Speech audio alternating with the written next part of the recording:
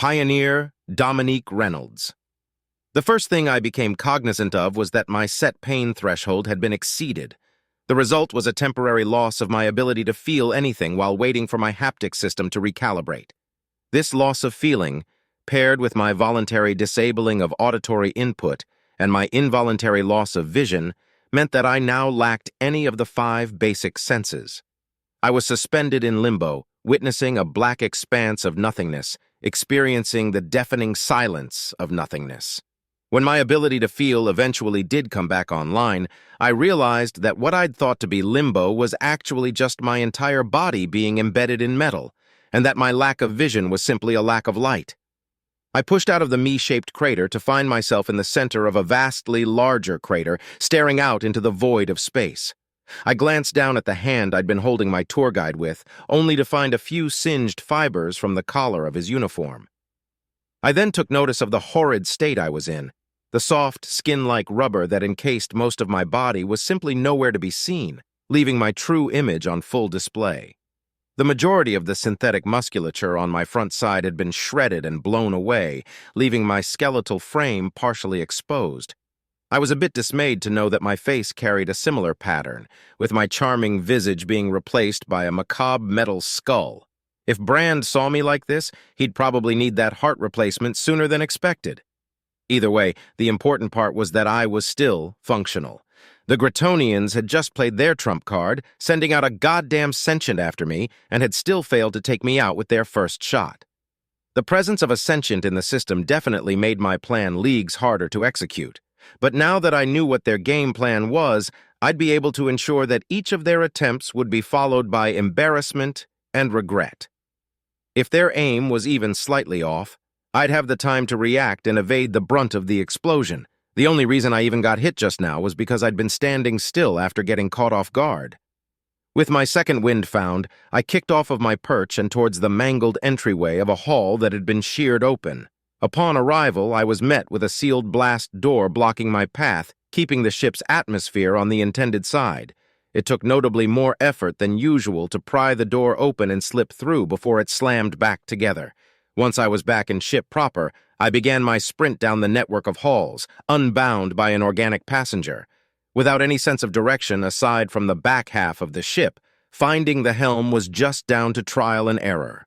Every hall was identical, barring width and height, and navigational indicators were not only exceedingly sparse, but also consisted of alien jargon. If someone didn't already know the ship like the back of their hand, it wouldn't be a stretch to say that they could starve to death while trying to find a way out. As I blitzed through the ship, I came across a peculiar sight. A large cafeteria with warm, partially eaten meals lining the tables. The kitchen beyond the serving bar still had water running and stovetops heated. It wasn't clean by any measure either. Utensils and food lightly littered the floor, as if the place had been evacuated in a rush. I only spent a moment looking at the scene before continuing on, but it still left me with a weird feeling. After the novelty wore off, being feared to such an extent wasn't really an enjoyable experience. During my sweep, I began to take notice of a small, abnormal buzzing in the back of my head. I initially thought that I'd somehow missed internal damage during my initial self-check, but I was still unable to identify anything being out of place. If it was some sort of attack, I had no way to determine its nature or source without leaving myself vulnerable to the sentient. I imagined that thing was probably still outside the locked gates of my mind, incessantly barking like some feral animal. Just its presence alone was greatly hindering my options. As I thought about it, I realized that I wasn't even aware of the extent of its abilities. Both Avalon and the sentient that had hijacked my ship were capable of completely controlling whatever they resided in. So what if that meant the same for this one? If that were the case, there'd have been plenty of opportunities to hinder my movement this entire time, like shutting blast doors in my face or venting halls that bordered the exterior of the ship. And yet, I hadn't experienced any sort of resistance from it outside of its initial attempt at breaching my mind. Dread built up in my chest as I explored this train of thought. I had failed to look at the bigger picture, failed to understand the implications of a sentient on board. My plan was to hijack the ship, activate the warp drive, and make it home. Under what circumstances would I even be able to activate warp? What was stopping the sentient from simply annulling any command sent from the helm? Fine. Maybe the helm wasn't the right target. If I made it directly to the warp drives, perhaps I could manually activate them and force the jump myself, taking the sentient out of the equation. What then? Was it really a smart idea to bring an enemy sentient directly to the Meldrin system? We had Avalon stationed there, but I had no clue who would win out in a clash between these sentients. If Avalon lost, didn't that mean it was all over for us? I turned a corner and burst through a door to find myself in an armory. While this wasn't the first armory I'd found aboard the ship, this one was different in that it actually had Gratonians inside it. There was, however, a caveat. Every Gratonian in the room was seemingly frozen in place, with their eyes glassed over as they foamed from their mouths. It was a sight not unlike the janitor before he returned to dust, and not unlike the implanted railgunner back on the planet with the Mokango farm. There was one survivor, sitting on the floor with their back against a wall, clutching their ears and clenching their teeth. As I walked over to them, they glanced up at me with a tortured expression. Their face was contorted in constant agony, and I could see tears streaming from their eyes. They yelled something at me, but the sound didn't reach my ears. I'd already disabled auditory input after hearing what that sentient started playing on the speakers. Something was going wrong. There was clearly a trend here that I wasn't understanding, and it was beginning to freak me out. That buzzing at the back of my head was getting louder, too, and it was starting to get in the way of my thinking. It felt hot, but when I reached to feel the back of my head, I only felt cool metal and shredded scraps of synthetic skin. What the hell is even there anyway? Ocular processing, overlay control, network interfacing, and my antenna. The sentient was still trying to force its way in, and it was making progress. Before I could start panicking, I had to deal with another issue. I'd been standing still for a moment just now, and I had no doubt that another shell was headed towards my location. I jumped out into the hall and shot down it like a bullet, deciding to head back the way I came from in case they tried to predict that I'd move forward. I was shocked to see the shell enter through the side of the hall ahead of me, as if they knew exactly where I'd be by the time the shell arrived. I was even more confused to see it continue piercing through the ship, heading deeper inside before actually detonating.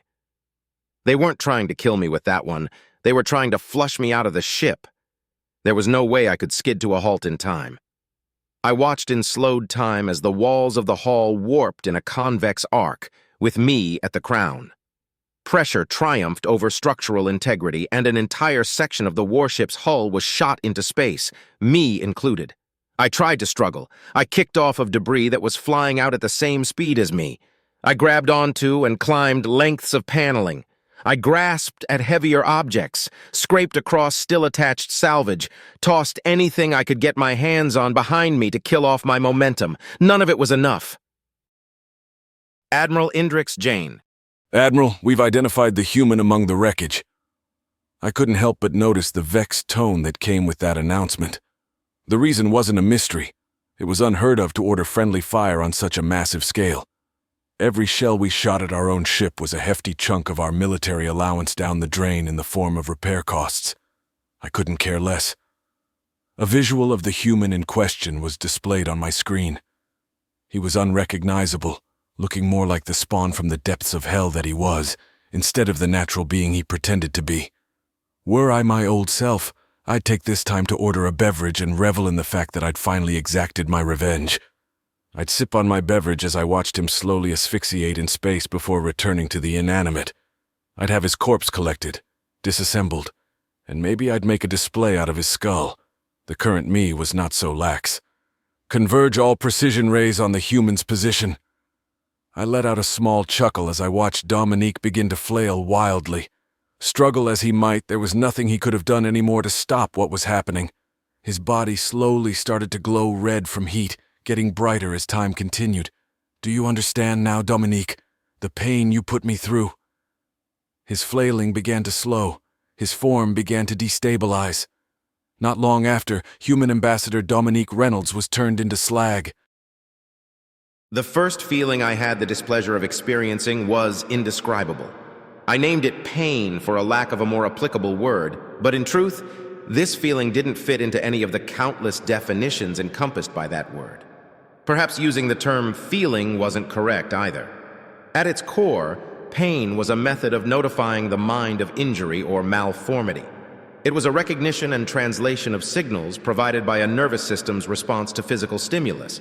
It didn't carry any inherent weight or intention on its own. Its only value was as a message between the apparatus that created it, the brain that translated it, and the mind that perceived it.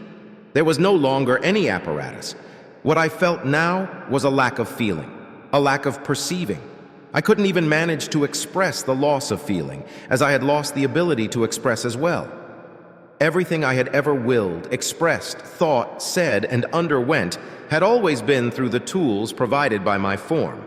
The senses to absorb and perceive, the autonomy to act and express, even the structure to form thought and feel emotion, had all been functions of a physical body.